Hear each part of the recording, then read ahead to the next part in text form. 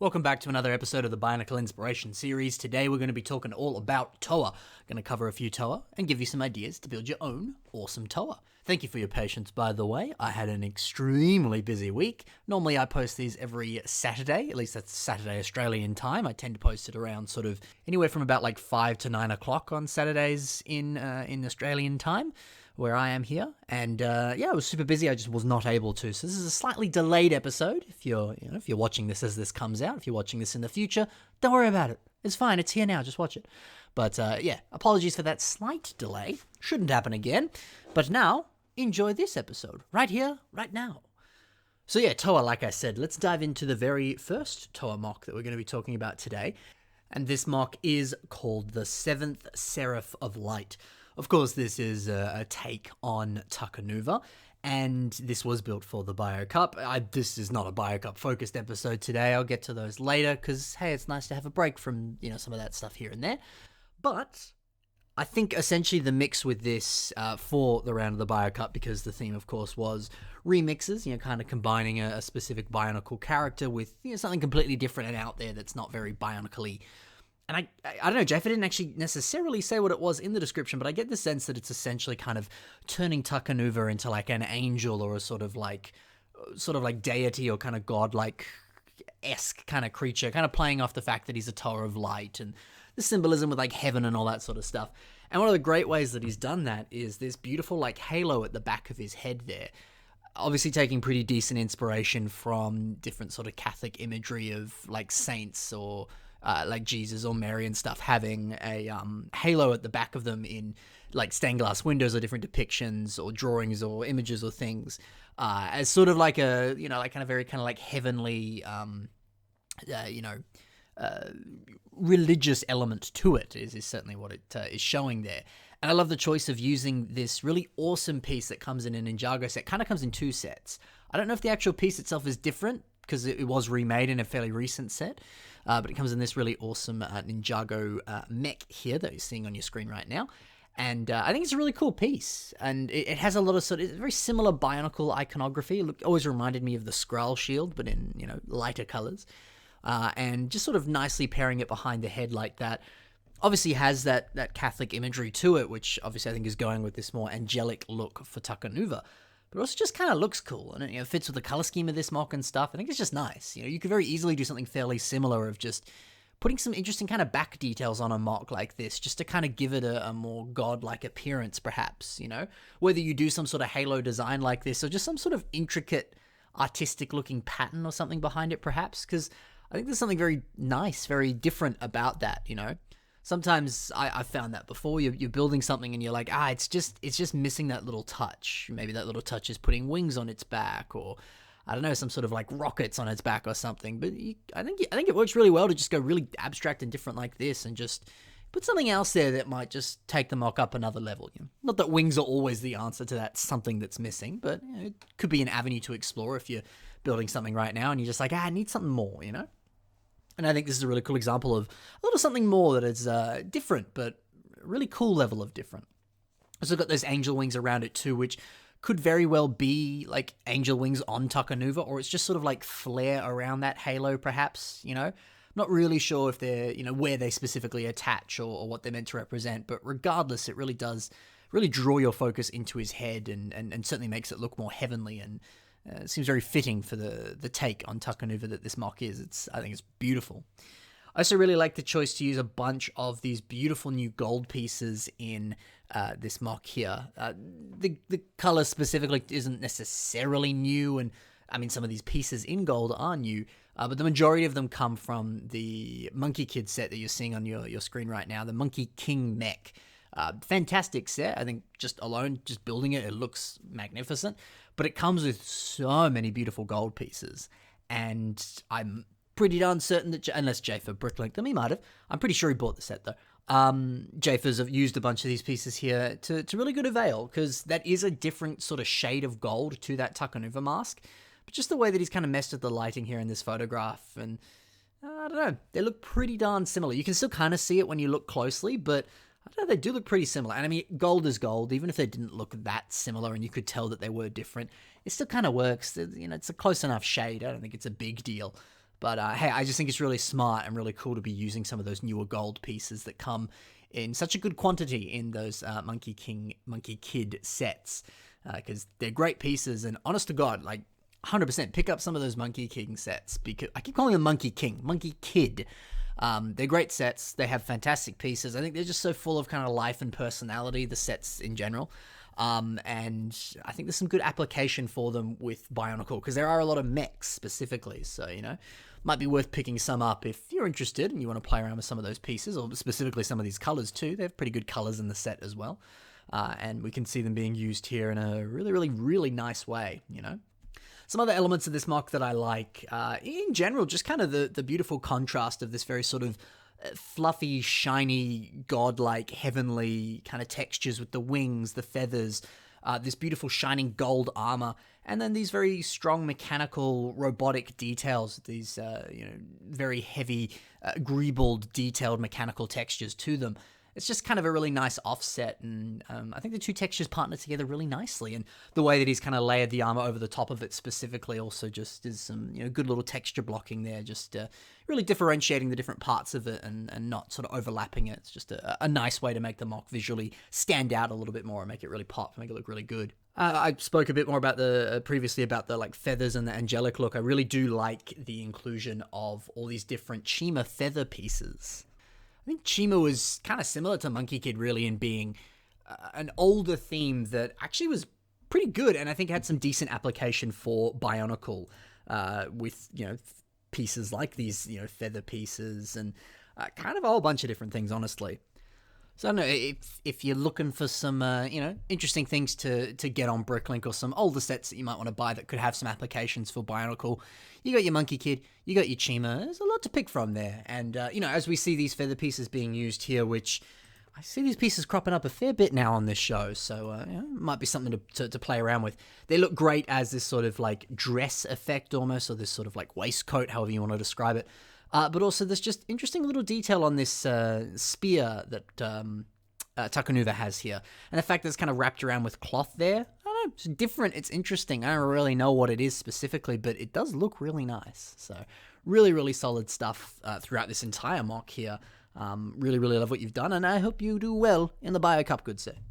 Anyway, next mock. This one is by Ron Folkers, and it is Toa of Iron. There's a lot of stuff I like about this. I specifically really enjoy the color scheme. Of course, it's a Toa of Iron. It makes sense that he would have silver in his color scheme.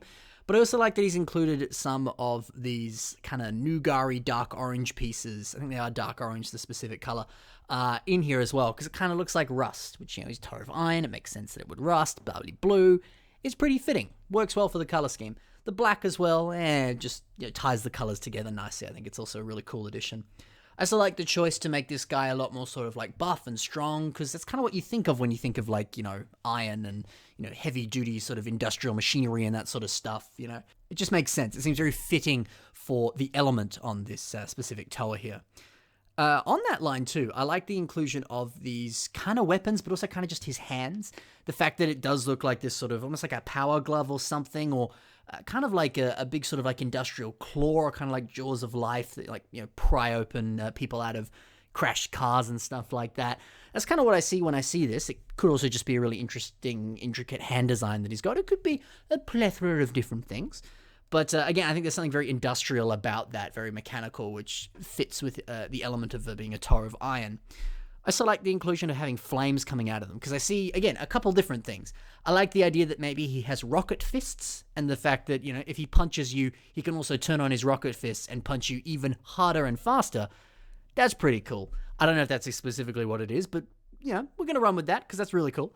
But I also kind of like the idea that it's kind of like an exhaust port or something, or there's just kind of flames that come out of it, because, again, it's like some sort of industrial machine that's like powered by fire or steam or smoke or something crazy like that. And that's just sort of some of the offshoot that, powers this guy or something. I don't know. There's a lot of different ways you could interpret that, but I think it just works well, and it does also look cool. Especially if you're like Blaziken or something, you got flames coming out of your hands. It just looks cool, doesn't it? So I really do like that. I also like the inclusion of using that specific mask there on this guy. I believe that's, is it Norik's mask, I want to say? One, because he's got chubby cheeks. Looks like he's a little squirrel or something, which I like that.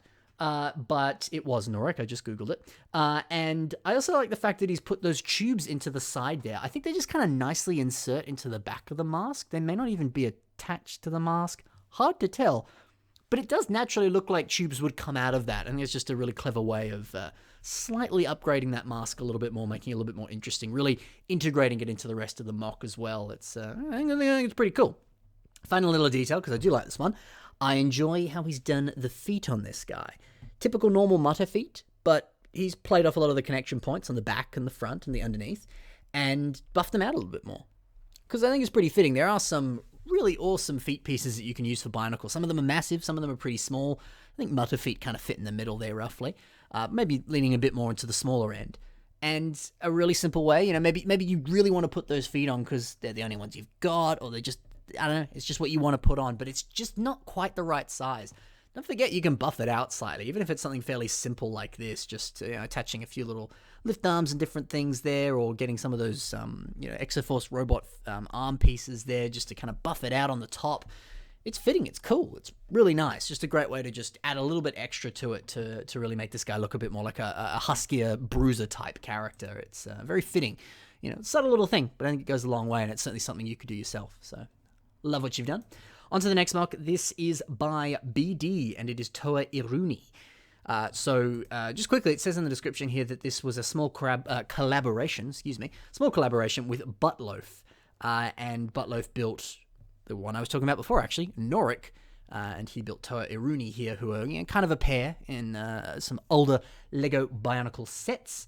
And I'm not going to show you Buttloaf's build. Why? Because I put him in a past episode of the Bionicle Inspiration series, and you can say, actually, I really like Buttloaf. I'm going to show you Buttloaf's build. Buttloaf's my boy. So here, go check out Buttloaf's stuff. I'll put a link in the description. So, enjoy. But I mean, you can still watch the other episode if you want. But hey, also just check out his mock. Give him some love. Buttloaf's cool. But so is BD. Let's talk about his mock. So I always liked Toa Irony. This is what he looked like as a set. I remember as a kid really wanting this, and I don't think I ever saw it in the shops. Just didn't. If it did come in Australia at the time, I never saw the thing. And this was back in the day where I swear, man, sets just didn't come to Australia, or at least Perth where I am. But, still, I remember really wanting this, really thinking this guy looked super cool. Never did get him. But he's a cool one too. Really awesome mask, great color scheme, and it's great to see all that being reflected in this mock here. Gold and dark red is certainly a winning combination, so if you're looking for a good color scheme, that's certainly something to consider. But I like what he's actually specifically done with this color scheme here. There's little subtle hints of dark red, a little bit of black thrown in as well, because it works. And the gold's certainly a lot more prominent with this, but there's different shades of gold once again, because there's like 3 or 4 different shades of gold these days. Sometimes it's hard to tell. But we can see here, so the mask, and the Borok shield on the torso, that Knight's Kingdom shoulder piece, and that's kind of it. There's sort of that older grey, not pearl grey. I think it is just grey. I'm saying grey. It's gold. They both start with a G, and they have 4 letters in it, and I messed it up. Still, gold. This is the color we're looking at. And, it's slightly darker in color. But there is this much larger... I'm messing up all my words. There is this much lighter shade of gold as well, and it's not quite the pearl gold of today, to my knowledge. It's almost a little bit sort of more metallic slightly. We can see that on the shield here, and we can see that on the upper legs here, the thighs as it were. And there's also little bits on those discs in a few other places as well, but we'll just focus on these pieces for now. So yeah, there's different shades of gold, but it's really nice how he's partnered these two together. Very similar to what we saw with Takanuva before. They flow beautifully into each other, and sometimes it can be a bit obvious if you use some of the pearl gold and older gold pieces together. It can just be a bit confusing, or I don't know, it just doesn't look as good because they're a little bit different, but he's really made it shine and really made it work here. And I think one of the better ways that he's done it is specifically like on the torso there, where the backing of it is a bit darker, but there's still bits on the front that are lighter, so it just kind of nicely pairs the two together, really sort of just blends it nicely. It's beautiful. It's really beautiful. So what are some of these weird gold pieces, like this shield piece? What's that? Well, this came on a very old Technic C-3PO. There were strange, weird construction Star Wars sets way before CCBS, and I quite liked them, to be honest. I remember at the time really enjoying them. And yeah, that C-3PO came with a bunch of gold, actually, but he specifically did have these much longer weird Technic panel pieces. I think they're cool, and it's nice to see 4 of them used in conjunction like that to make this beautiful shield here. And those style of pieces come in a bunch of different shapes, sizes, and colors. You could fairly easily recreate that shield design in a plethora of different colors if you didn't have this C-3PO set. So great looking shield design right there. And this Slicer head here came on a older Slicer set. Really cool Slicer set too, with a bike and this cool gold guy. Awesome. But Slicer heads work really well there for thigh armor. It does kind of quite naturally match the shape there. It's pretty cool. So, interesting blend of some older style pieces in gold here with some of the older style gold as well. It's pretty neat. It's pretty cool. So I love how he's blended all of that together there. In general, I think this is just a really good, shining example and a really great way to revamp Irony here. This is absolutely awesome. So, love your work, BD. Let's move on now to the next mark. This is by Elemental Hero Shadow, and this is called Toa Kalik.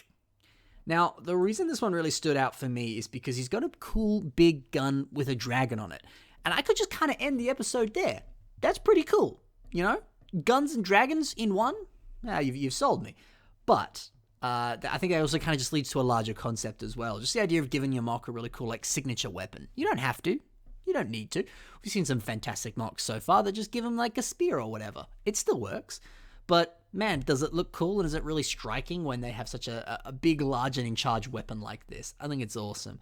A really great way to combine that red Ninjago dragon head like this to give it this, badass, sort of ornate-looking design for this big old blaster that he's got here. It's really cool.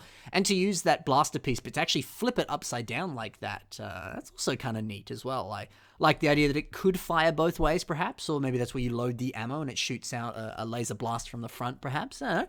Just a fun way to play around with that piece, which is an underrated piece. You don't see that thing used too much, but it's really cool. Do like that piece. But yeah, badass gun on this guy. I also quite enjoy a bunch of the different sticker printed elements and pieces here across this mark. We can see some of them on the torso, the sort of waistcoat and the shoulders as well, and probably some other places I'm not seeing right now. But the majority, I believe, the majority of these pieces are from Ninjago sets, I want to say. Specifically, the shoulders are, at least. They come on this fairly recent Ninjago set, actually. So, hey, certainly pay attention to some of your Ninjago. Very similar to what we were saying before with, Chima and Monkey Kid and stuff. They've got some great pieces and some really beautiful pieces that work very well with Bionicle. Ninjago always puts out mechs and, different, dragons and crazy things like that. I mean, heck, the majority of us build that sort of stuff with Bionicle anyway. Pay attention to some of those pieces. Sometimes, like this, you get cool printed red CCBS pieces like this that's used on the shoulder, and that's still a CCBS piece. There's no reason you couldn't use it. So, pay attention to some of those Ninjago sets there. There's a good application for Bionicle. And we can see it here being done flawlessly. And, the red and the gold, great color scheme, looks awesome. And a little bit of blue thrown in there too. That's weird, but good weird. I really like that. Two very sort of bold, differentiating colors there. But, yeah, man, it looks good. It looks really good. It looks really nice. So I do quite enjoy that. And I also quite enjoyed that this is a Metru torso that this is built on from, the old Toa Metru. That's kind of cool too. Not something you see every day. Metru torsos, again, underrated piece. This mock is filled with them. So, hey, play around with some Metru torsos if you can, because it's been done well here. Final note that I wanted to say, because I think it's awesome, look at this hand design. You can see it here in this photo. Look at that. He's just attached that gold Hero Factory armor piece by putting a rubber band around that socket piece there. That's cool. That's really cool. You don't have to attach it with your ball joint. You can just shove it onto that rubber band there through friction. That's thinking outside the box. I like that a lot. Nice little way to do that, and you get a pretty interesting, unique design out of it. You could easily do that yourself if you've got some rubber bands lying around, whether they're official rubber bands or not. Something to consider. I really do like that. Next mock now, and the final mock in this slightly shorter episode. This is a mock by Mitch Phillips, and it's called Toa Gathu. So, this mock is a bit of a flex. Why? Look at that mask. Look at that mask. So, if I'm not mistaken, I want to say this trans blue gully mask here, it is an ode to the original, Toa Mata Gully set, of course, because her mask was trans blue. Yeah, this, I believe, was given out at a LEGO Inside LEGO Inside Tour event, in which you had to be specifically there in 2015 for this inside tour of, is it the, I don't think it's the LEGO house. It might be like somewhere else in Billund, one of the other like factories there or something. But as it says there on the box, there's only 200 of them. You have to be one of those 200 people, and you could get this. It is one of the rarer Bionicle pieces. It's pretty darn hard to get, and it's pretty expensive. And the fact that he has one there, it's quite impressive. And he's certainly showing it off, which, full respect to you, I would do exactly the same. But if you're not aware of that piece, it's is a pretty cool one. And I think he even said in the comments, you know what I'm going to do after this? I'm going to read some comics. He said in the comments here that I believe he essentially just built this because he's like, I just wanted a way to show off this mask because it's a cool mask. I mean, why wouldn't you? But there's some other cool stuff about this other than the fact that it's a flex. But actually on that, if you happen to have a super rare piece, whether it's a misprinted mask or just some of those older masks that were in production, but, the color itself is specifically very rare or expensive or whatever, build a mock with it. Yeah, sure, it's nice if it sits on your shelf or in a display cabinet or hidden away in a drawer so no one can find it. Why not put it in its full glory and build a character with it? Why not, There's so few mocks that use this mask as an actual mask on a character, so come on, man. Let it see the light of day and build something with it. It could be fun, or keep it in your display cabinet and never touch it, never breathe on it. Whatever makes you happy. Still, brave and cool, I like it. I also really enjoyed the cape that he's got here, just because, you gotta love a good cape, especially a little half cape like this. Doesn't get in the way of your feet, but it looks stylish. But I also enjoy the fact that he's put that little Lord of the Rings dark green shield there on the top, just like a little clip over the top of his cape, just to kind of keep it together there.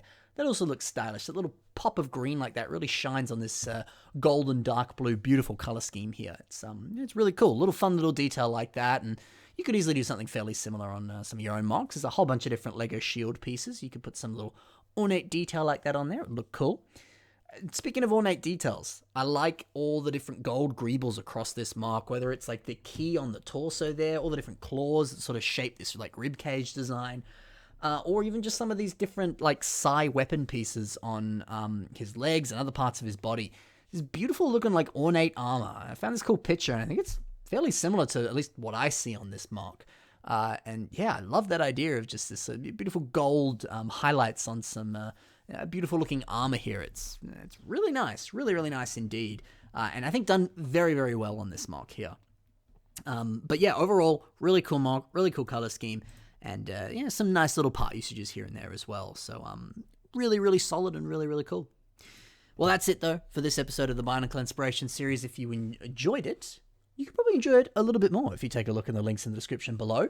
You can see some of the mocks that you saw in today's episode. There'll be links for them there. And you can check out some of the other stuff that these people have built and maybe continue the fun that way by seeing all the other cool things that they have to offer there. And speaking of things to offer, you can check the links in my description to see some of my own social media. So you can see me post some of my own mocks, or you can take a look at my Patreon as well and take a look at through the rewards and all the things there and see if some of that stuff appeals for you. And additionally, it's episode 209. You know what that means. The next episode is episode 210, which it is 210, right? I did get that number correct. Yes, I did. But you know what that means. Fan submit a mock episode. Every 10th episode is a fan submit a mock episode. So hey, if you want to submit a mock to the show, now's the perfect time to do it. Of course, I do put submit a mocks in all the other episodes as well. I don't just do them in the fan submit a mocks episodes, but in the fan submit a mocks episodes, I put 10 in, roughly. We'll see how we go. I should have time to this week. But yes, I tend to put as many as I can in because, hey, I like to give back to you, the listeners. So, hey, if you've got a cool mock, now's time to submit it, and I may very well see it and put it in the episode. But I have so many to work through, so I apologize if I don't get to yours. But, there's nothing wrong with a cheeky, respectful reminder just to be like, hey, Ben, when do you reckon I'm going to see mine in there? I don't hate that, as long as it's nice, So it never hurts to remind me. But that's it for this episode. Hope you enjoyed. Hopefully you have now got some cool ideas for some Toa yourself. And hey, don't be afraid to message them to me because I'd love to see them. But if you're going to submit them, it has to be through that email. I don't accept it in any other way. But you can always message me and show me some of your cool stuff. Always happy to see it. Anyway, thank you very much for watching. Hope you enjoyed. Bye for now. See you in the next episode. Happy building.